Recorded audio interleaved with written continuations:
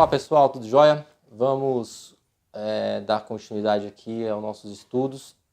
Vamos falar agora de direito civil e, como já tinha mencionado a princípio, temos aqui questões extremamente relevantes para o exame de ordem. Basta conhecer a lei para direito civil. Algumas pessoas nem chegam a estudar, repito. Não é necessário doutrina, jurisprudência. Você consegue resolver 99% das questões com a lei seca. Ok, são muitos artigos? São, mas são necessários. Veja que aqui, com 4 tópicos, apenas 4 tópicos, você consegue garantir uma média de 2,8 questões por prova. Isso garante pelo menos 2 e quase 3, a depender do exame. Tudo bem? Então, são pontos relevantes.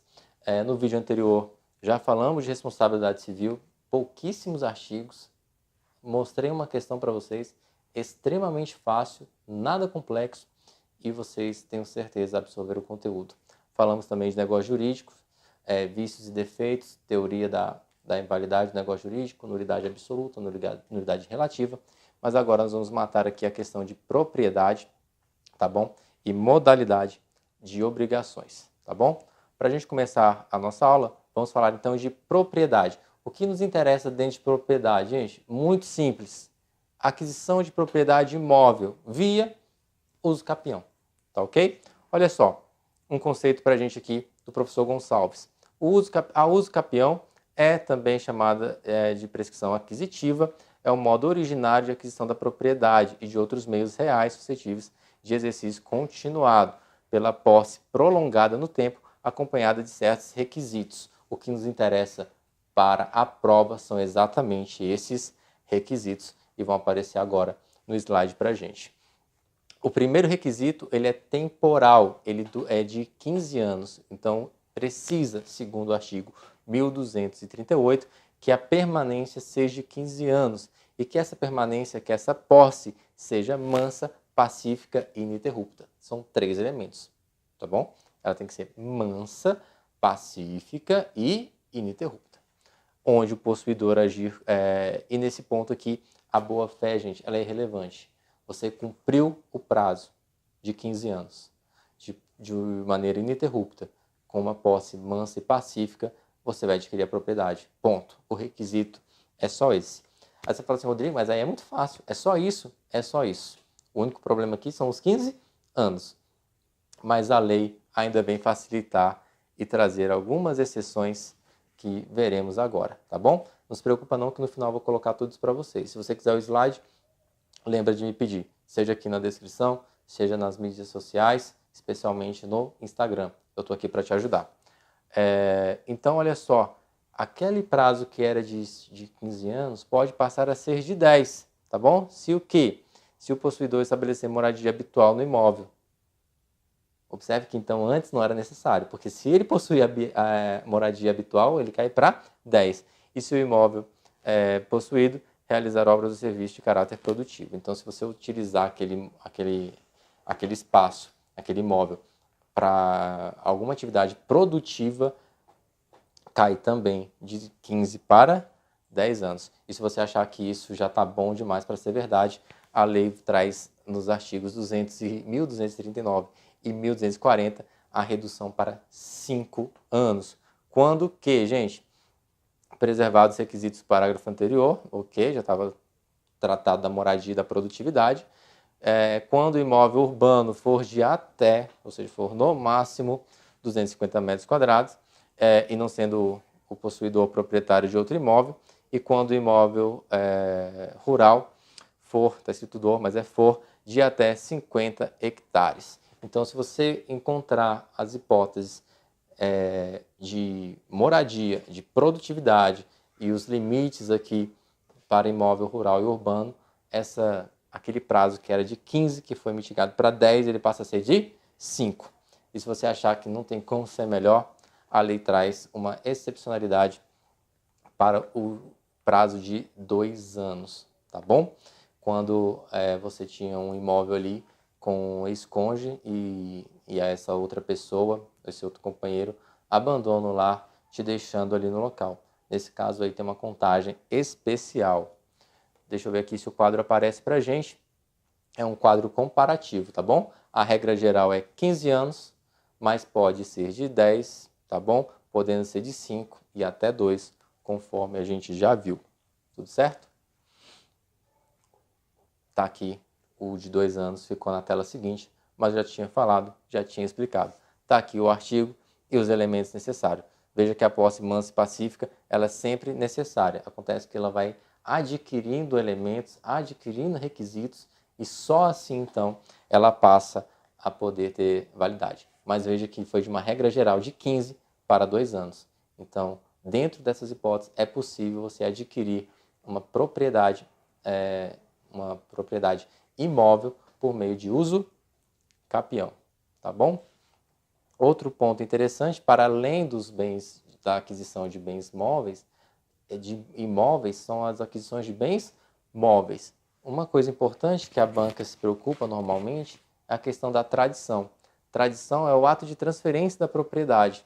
Então, enquanto uma coisa está com fulano, ela é de um. Quando ela vai passar para outro, o momento de transferência da propriedade é chamado de tradição, e é isso que diz o texto da lei. Eu tenho certeza que você vai ler o 67. E para além da tradição, a banca também se ocupa com o uso capião de coisa móvel. A grande vantagem é que o uso capião de coisa imóvel, de propriedade imóvel, já é bastante simples, tá? Começa de 15, 10, 5 e 2, isso é tranquilo, mas a banca também se preocupa com esta modalidade e ela é muito mais simples, tá bom? A regra é de 5 anos, de acordo com o artigo 1261, quando a posse é mansa e pacífica, independentemente de boa-fé. Agora, quando tem boa-fé, o prazo vai de 5 para 3.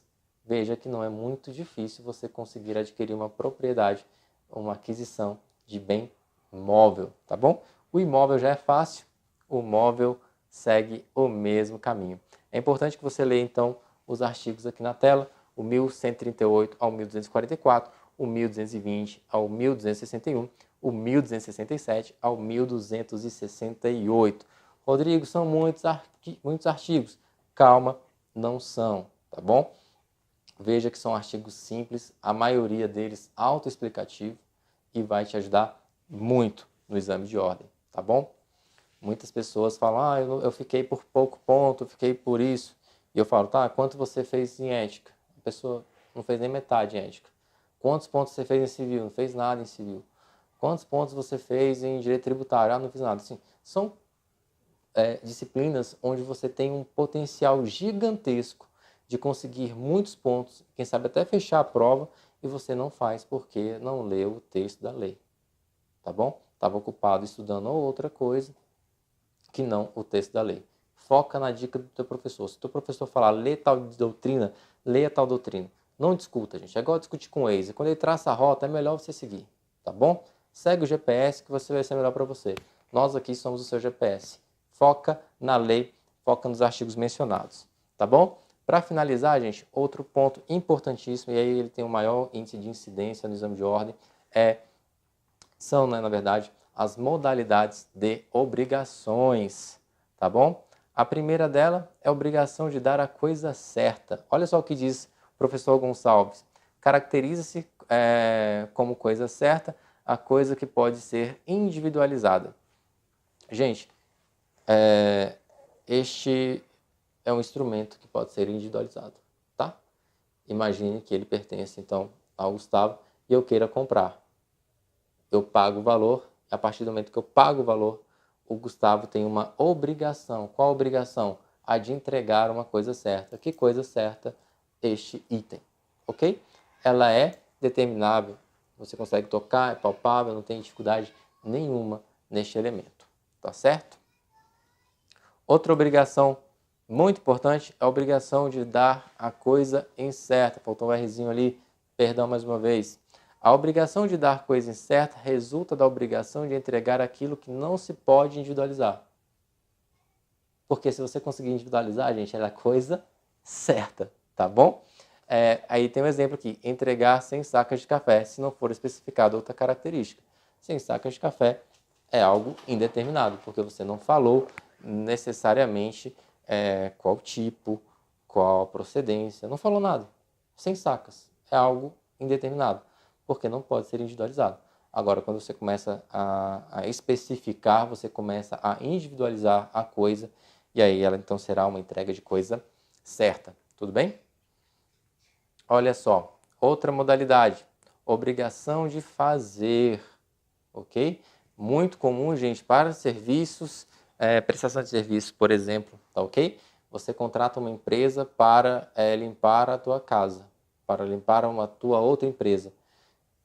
Qual a obrigação dessa outra? É de fazer. Qual fazer? Prestar o serviço. Tudo bem? Tá aí o artigo 247 que merece a tua leitura, com certeza. Tá parecendo simples? É porque é simples mesmo. Se você é aluno do Missão AB, você recebeu o nosso material, tá? Por escrito, em PDF, e você vai ver lá no final de cada aula as questões. Essas questões, essas notas são suficientes para você resolver a tua prova, tá bom? A obrigação de não fazer, gente, ela é contrária à obrigação de fazer. Ela é antagônica. Se por um lado existe uma obrigação de executar algo, pode ser que você seja pago para não fazer algo, tá bom? E isso é extremamente relevante. Artigo 247 também. Agora, uma obrigação que requer um pouco de atenção são as obrigações alternativas, tá bom? Porque ela traz a possibilidade de você cumprir a obrigação, de você findar aquela relação, aquele negócio jurídico, de uma forma ou de outra. Por isso que é alternativa. Olha só, a obrigação alternativa nada mais é do que a existência de uma obrigação pela qual pressupõe a existência de dois ou mais objetos. E esta obrigação se extinguirá com a prestação de apenas um. Ou seja, prestou uma das obrigações, está resolvida a questão. O Código Civil, em seu artigo 252, eu espero que você leia, respeita a convenção das partes, se existir. Não havendo pacto entre as partes, a escolha cabe ao devedor. Isso quer dizer, gente, que as pessoas são livres para pactuar o que quiserem. Acontece que se ela tem duas obrigações para cumprir e não especificaram quem escolhe, em tese, a escolha cabe ao devedor. Quem está devendo vai escolher a melhor forma de pagar. Tudo bem? Complexo até aqui? Acredito que não. Olha só, ainda dentro de obrigações alternativas. Se todas as prestações se tornarem impossível sem culpa do devedor, estará extinta a obrigação. Vamos mais uma vez? Se todas as prestações, ou seja, se todas as possibilidades se tornarem impossíveis sem culpa, ele não está devendo absolutamente nada. Agora, se elas se tornarem impossíveis de serem cumpridas por culpa do devedor, se porventura a escolha couber ao credor e a prestação se tornar impossível por culpa do devedor, o credor poderá exigir uma das outras, se houverem mais, tá? Ou o valor daquela que restou prejudicada. Imagina que ele pudesse cumprir de uma forma X, essa forma X não pode ser mais cumprida e fala, bom, então para cumprir ela seria necessário um valor X de dinheiro, você pode requerer então esse valor monetário, monetizado, tá certo? Para terminar aqui, se por culpa do devedor todas as prestações se tornarem impossíveis, o credor poderá exigir o valor que uma delas a perdas e danos. Com perdas e danos, tá bom? É um aditivo. A primeira parte é obrigação.